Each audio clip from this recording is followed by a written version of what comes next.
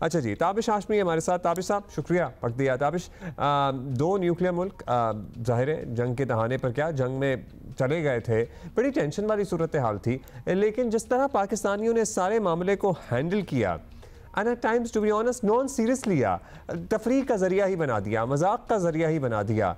क्या आपको पता था कि हमारा सेंस ऑफ ह्यूमर इतना ही अच्छा है और हम इतने ही लाइट हार्टेड हैं, या आपके लिए भी सरप्राइज था? नहीं, बिल्कुल भी सरप्राइजिंग नहीं था। एक तो हम हमारा नॉन सीरियस एटीट्यूड इस वजह से नहीं था कि हम जंग को सीरियस नहीं लेते। इसलिए था कि एक तो हम जंग देख बहुत सारी चुके हैं, दूसरा हमें इतना कॉन्फिडेंस है अपनी आर्म फोर्सेस पे कि हमें लगा कि यार ये सब बच्चे थे, उनको देख लेंगे हम। तो कभी सीरियस एटीट्यूड आ ही नहीं पाया।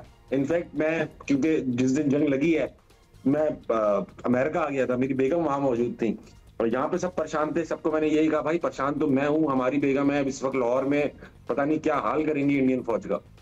तो वो हम यहाँ पे भी काफी बड़े रिलैक्स थे लोग, because of the confidence that we have in our armed forces. That confidence also फिर आपको गुंजाइश मिल जाती है और चीज़ें करने की। ये दुनिया मानती है ताबिश भाई कि हमारा मीम गेम जो है इंडियन से काफ़ी बेहतर है। मतलब उनके बहुत शोज होते हैं, रियलिटी शोज, रोस्टिंग फलाना ढिमकाना, लेकिन मतलब आप देख लें the kind of sense of humour that we have displayed in this conflict is supreme. और हर बार ही हुआ है, यानी हम अपना मजाक उड़ाने में भी हद ही कर देते हैं, और ये तो फिर दुश्मन था। सो ये कोई नेचुरल टैलेंट है हमारी कौम में, या कुछ खित्तों में ज़्यादा है, या वो तो हमें पता है कहाँ कहाँ ज़्यादा है, लेकिन ओवरऑल भी बहुत भरपूर है।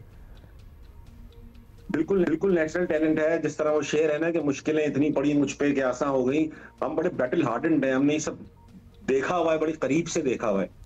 और जिस तरह से फिर इंडियन मीडिया ने इसको ट्रीट किया, वो तो जिस तरह वो कह रहे थे कि पाकिस्तान की निकाली जान, आसमान से गिराया पाकिस्तान का विमान।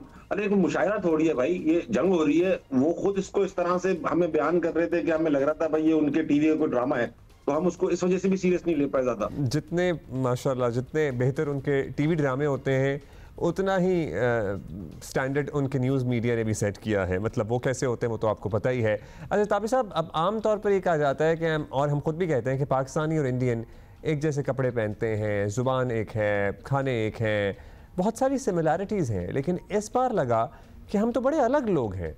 मतलब इंडिया में जिस तरह का सरकारी फ़ौजी मीडिया और आवाम में जंगी जुनून, जिंगोइज़म, मार दो, जला दो, बेड़ा गर्क कर दो, मतलब मौत को सेलिब्रेट करना, जंगों को सेलिब्रेट करना, सीज़ फायर पे अफसोस करना, हम मुख्तलिफ हैं।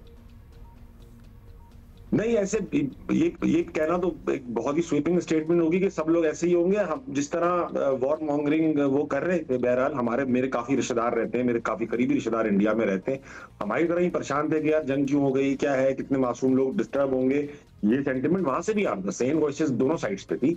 बहरहाल सेम वॉइसेस थोड़ी हमारी साइड पे ज्यादा थी, हम उसको ह्यूमर की तरह ट्रीट कर रहे थे। We were not trying to exaggerate it, escalate it, but वहां से ऐसा लग रहा था घुस गया है इंडिया, भाग गया है पाकिस्तान, कराची हमारे कब्जे में है, ये है वो है। कहाँ है, कहाँ है?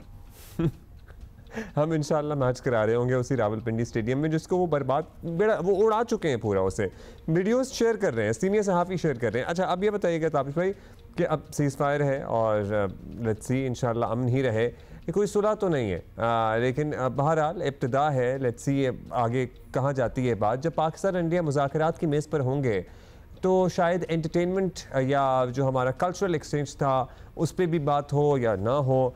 बतौर परफॉर्मर आप समझते हैं कि पाकिस्तान इंडिया में सकाफती बंदिशें ख़त्म होंगी तो दोनों मुल्कों को फ़ायदा होगा?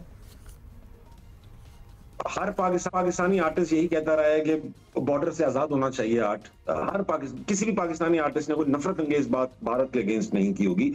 लेकिन जब भी ऐसा होता है कि ये एक्सचेंज होता है, पाकिस्तानी आर्टिस्ट भारत जाते हैं और 19-20 हो जाती है, वो फौरन बड़ी बदतमीजी के साथ हमें वाइप आउट कर देते हैं, निकाल देते हैं अपनी फिल्मों से, अपने मुल्क से। ऑन द कॉन्ट्ररी, जब भी कोई इंडियन यहाँ आया है, कितनी ही नामुनासिब गैर मुनासिब हालात में आया हो, कभी भी किसी आर्टिस्ट की, and I can guarantee you this, Pakistan के अंदर किसी भी मुल्क के आर्टिस्ट की कभी बेइज्जती नहीं की गई। चाहे वो इंडिया के हों, चाहे वो किसी और मुल्क के हों, इज्जत दी गई हमेशा आर्ट और आर्टिस्ट को। जंग के हालात में भी कभी ऐसा नहीं हुआ कि उनको पकड़ा हो। जिस तरह पिछले कई साल में हमने देखा कि वहां शकील सिद्दीकी की वो निकाल दिया गया अचानक इंडिया से, फवाद खान की फिल्म खत्म कर दी गई, हानी आमिर से कॉन्ट्रैक्ट कैंसिल कर दिए गए। ठीक है भाई, जंग है, जज्बाती फैसले होते हैं, मगर जिस तरह से वो फिर गालियों पे उतर आते हैं, आई डोंट थिंक कि जब तक ये बैलेंस नहीं आएगा ना, तब तक ये अभी थोड़ी दिन सब्र कर लें। अभी है थोड़ी लड़ाई की हुई, हमने नाराजगी थोड़ी शो करें, जिसे कहते हैं, वो कहते हैं ना, हार्ड टू गेट प्ले करें, थोड़ा थोड़ा नेशनल और प्राइड ये भी होना चाहिए। हुआ है और हो रहा है। मतलब सुबह की मैं देख रहा था, माहिरा खान को अपनी फिल्म के तमाम गानों के जो थंबनेल्स होते हैं ना, पोस्टर्स होते हैं, उस पर से निकाल दिया गया। आतिफ असलम का नाम, जो गाने उन्होंने गाए हैं और मुतअद्दिद गाए हैं, दर्जनों गाने गाए हैं इंडियन फिल्मों के लिए, नाम हज़फ कर दिया गया, उड़ा दिया गया, गायब कर दिया गया। आखिर में बड़ा इंपॉर्टेंट सवाल ताबिश भाई, आपकी नज़र में पाकिस्तानियों का जो सेंस ऑफ ह्यूमर था, जो हमारी मीम्स थी, वो ज़्यादा फ़नी थी, या फिर इंडियन न्यूज़ चैनल्स की कमेंट्री ज़्यादा फ़नी थी, या फिर अब जो फिल्म बनाएंगे वो इस सारे मार्के पे, वो ज़्यादा फ़नी होगी? नहीं नहीं, वही ज्यादा फनी होगी। देखिए, हम लोग जो कर रहे थे, जो हमारा ह्यूमर था, वो तो ह्यूमर था। ह्यूमर उनका जो है वो इसलिए ज्यादा बेहतर लगा मुझे, क्योंकि वो सीरियस समझ के कर रहे हैं सब। वो ये बात सीरियस समझ के कर रहे हैं कि वो भारत घुस गया, सबमरीन घुस गई, और अब हद हो गई। लाहौर का पोर्ट, भाई लाहौर में तो समंदर नहीं, वहां पोर्ट कहाँ है? मुल्तान पोर्ट ही कहाँ है? ये सारे पोर्ट हमें क्यों नहीं पता? एक मशवरा मैं इंडिया को देना चाहूंगा, देखें, आइंदा अपने राफेल जहाज पे, जिस तरह हम पाकिस्तान में जो लोग गाड़ी सीख रहे होते हैं, वो एल लिखवा लेते हैं पीछे, एल। उसका मतलब होता है कि चलाने वाला जो है वो एकदम लर्नर है, यानी सीख रहा है अभी। तो आप भी एल लगवा ले, ताकि हमारे जहाज आइंदा एहतियात से आपके साइड हल्के हल्के गुजरे, आपको कुछ टेंशन ना हो। ठीक हो गया ताबिश भाई, शुक्रिया आपका, थैंक यू। सो या अभी उस फिल्म का इंतज़ार है जिसके लिए ऑपरेशन सिंदूर के लिए बहुत सारे प्रोड्यूसर्स कॉपीराइट इसका लेने की कोशिश कर रहे हैं। लेट्स सी कौन ज़्यादा फनी कंटेंट बनाता है और वो उसी तरह पिटता भी है।